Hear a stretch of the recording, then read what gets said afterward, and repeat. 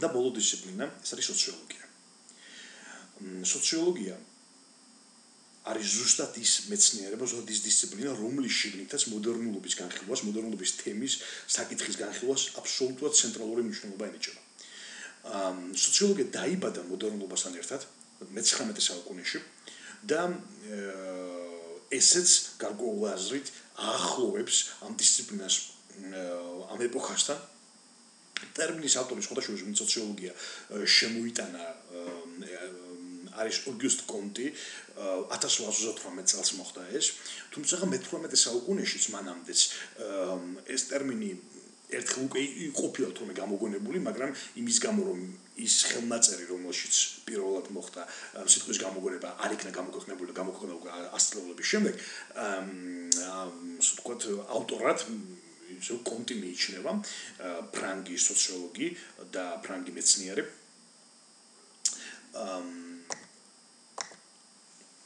სოციოლოგს ხშირად როგორც კრიზისის მეცნიერებას ისე მოიხსენიებენ ხოლმე.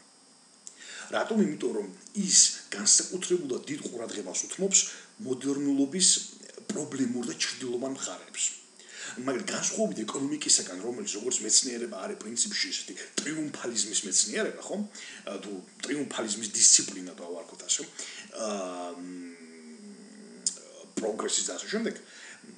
სოციოლოგიაში ყველა დიდ წარმომადგენელს ამ დისციპლინის მუდმივად ქონდეს ამბივალენტური დამოკიდებულება მოდერნულობის მიმართ, მიუხედავად იმისა, რომ მოდერნულობას ისინი განიხილავდნენ როგორც ცენტრალურ საკითხს და ასევე უაღრესად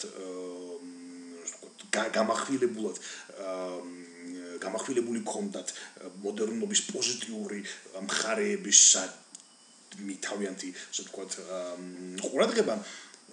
ისინი ყოველთვის ამჩნევდნენ აი ამ ნეგატიურ და ამ ჩრდილოვან არა ერთმნიშვნელოვან შედეგებს, რომლებიც მოჰყვებოდა მოდერნულობის ეპოქის დადგომას და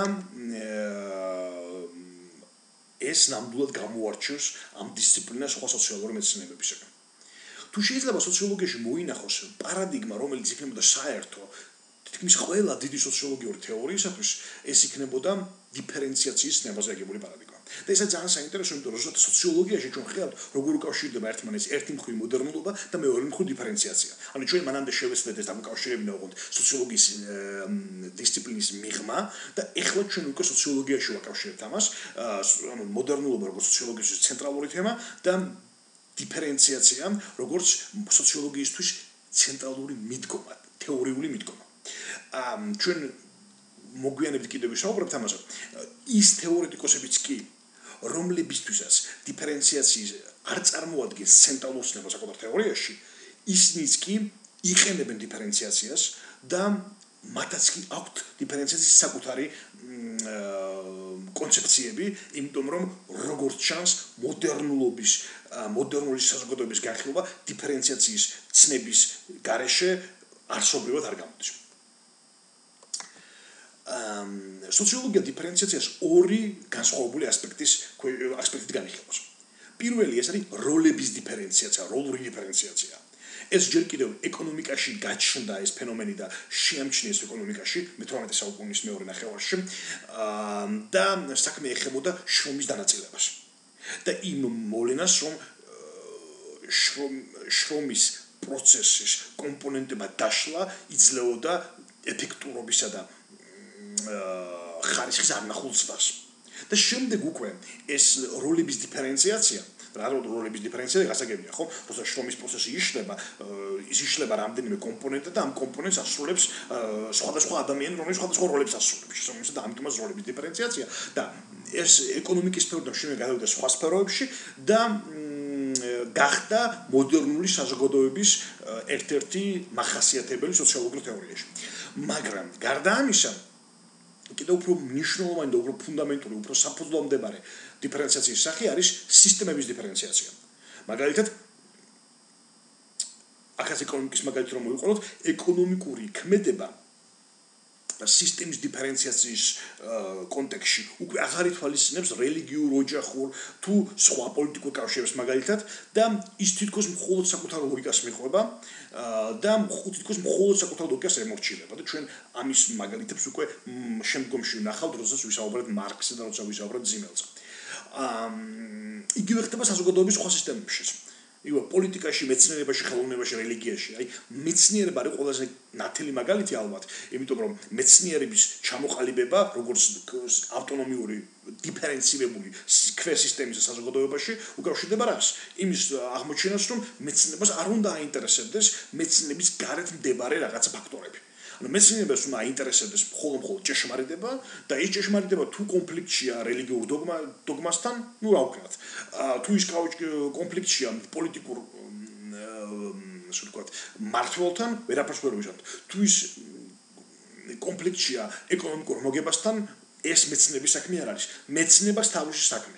მეცნიერება ეს არის სისტემა, რომელსაც აქვს თავისი ასე ვთქვათ, ცენტრალური ღირებულება და ეს ღირებულება არის ჭეშმარიტება. ყველაფერი დანარჩენი მისთვის მეორეხარისხოვანია. აი ეს არის სწორედ სისტემების დიფერენციაცია. სოციოლოგია, ასე ვთქვათ, ჩვენ უკვე ახსნეთ, რომ ეს ამბივალენტური დამოკიდებულება აქვს მოდერნულობასთან და შესაბამისად ეს ამბივალენტურობას ინარჩუნებს დიფერენციაციის ამ ორივე ტიპის მიმართ.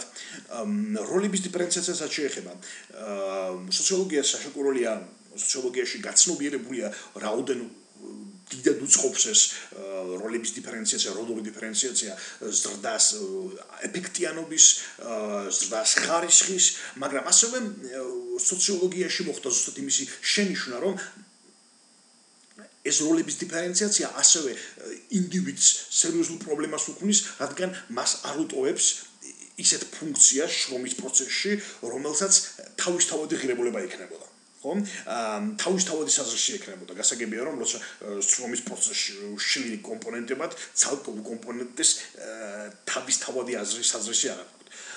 ასევე სისტემების დიფერენციაციასაც შეეხება, სოციოლოგიაში იქნა შემჩნეული რაოდენ ძლიერია განვითარების ტემპი, სწორედ სისტემური დიფერენციაციის შემდეგ, მაგალითად იგივე მეცნიერება რომ როგორც მაგალითი, მეცნიერების განვითარება ბევრად უფრო საოცრად უფრო სწრაფად ხდება მოდერნულ საზოგადოებაში, ვიდრე ოდესმე მანამდე ყოფილა. მაგრამ ასევე სოციოლოგიაში მოხდა იმისი აღნიშვნა, რომ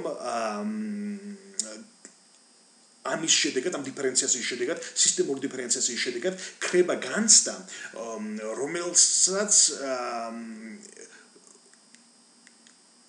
დიდი ერთიანი სოციალური წესრიგი ჰქონდა, ასე ვთქვათ, ობიექტად. და ამ წესრიგში თითოეული სისტემა, თითოეული ქმედების კონტექსტი იკავდა თავად ადგილს. და შესაბამისად, როგორც კი ეს კონტექსტები, ეს სისტემები იწყებენ დიფერენციაციას, განსხვავებას, ავტონომიზაციას, ჩნდება ნაკლობის განცდა ამ ერთიანობის გაქრობის განცდა. და ეს აღიქმება როგორც ნეგატიური ადამიანების მიერ და სოციოლოგიაში ეს შემჩნეული იქნა.